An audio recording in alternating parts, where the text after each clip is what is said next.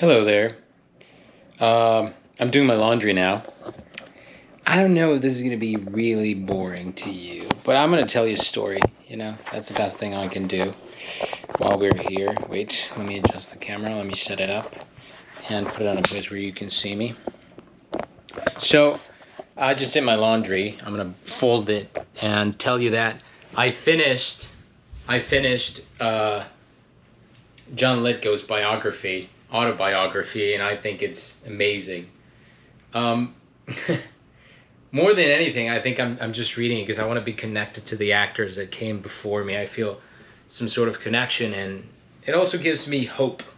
Hope, as if I'm trying to find something to cling to, something that that I can use for the stage. Hope is a bird.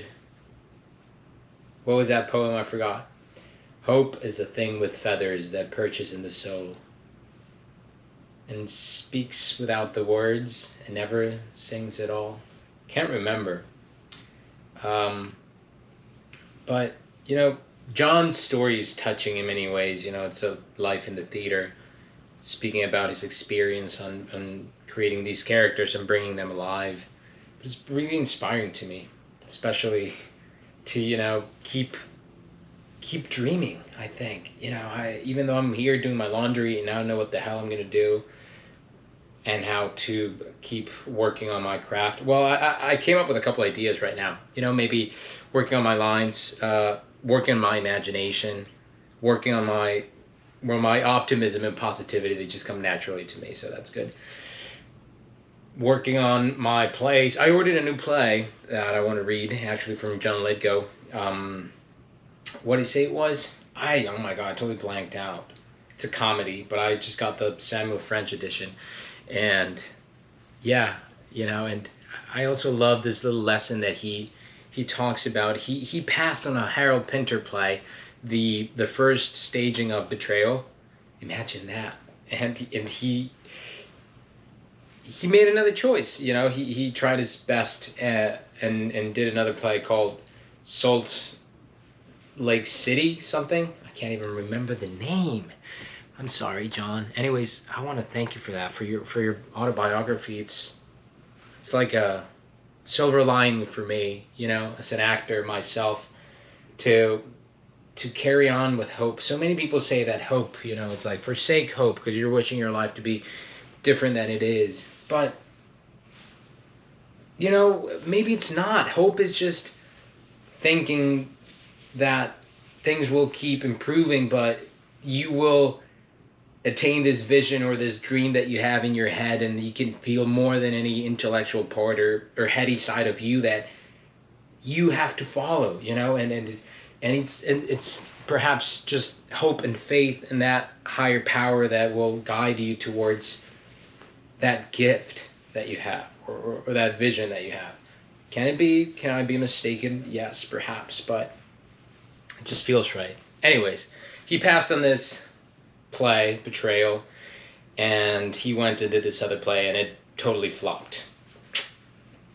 But that led him to do TV, his first run of TV, small part, and then it led to Third Rock from the Sun and Buckaroo Banzai and all these great films.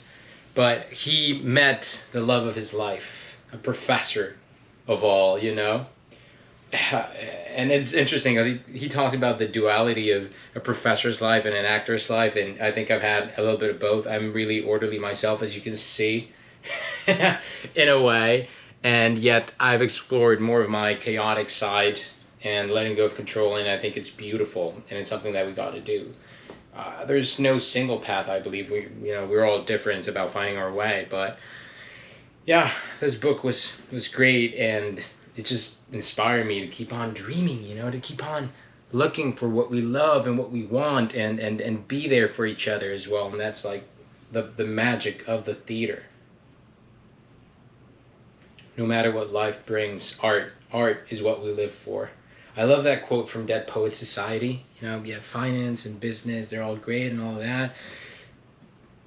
That's what we do to oh my god, I'm gonna butcher the line, but anyways, I'm gonna speak about what it means to me. You know, we do those things, yeah, okay, great, because we want to produce and advance and keep ourselves in comfortable and survival situations and, you know, improve our lives. That's great. But art, man, man, art is just what we live for.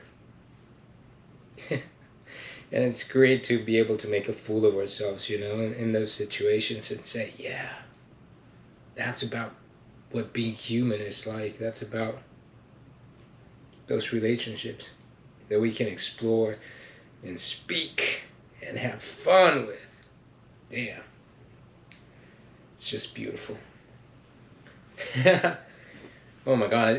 I'm so glad that it's about, like, I don't have an audience now, because it's great to just experiment with whatever's going on. And you too, my friend, you too have a gift. I know that sounds cheesy, but I truly believe that.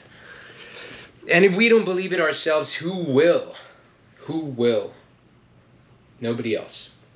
I'm almost done. You know, this is really curious. I learned this way of folding from a book that I read by this author called Marie Kondo. My GoPro decided to stop the shot, but I think that's great because we're going to do another angle. And yeah, Marie Kondo, she taught me how to fold my socks in a different way. I would always make like a ball out of them, you know, put one in the other, and that would cause the strap, the elastic, to yield or get weaker after a while. And yeah, to loosen up, I don't want that. So now what I do is just roll them up like this, and they're happy socks. Now guess today. Oh man, I love the way Lithgow found his own strengths as well. You know, he speaks about all the traits that make him, you know, with all the flaws and whatever that comes with living. We're never perfect, but I think it's a great autobiography. You know, he talks a lot about his life and in a really sincere way, mistakes he did, things he was proud of, things he wasn't so proud of. I loved it. Such a great freaking book. It just keeps me in touch with the art, you know, and those people, they're amazing.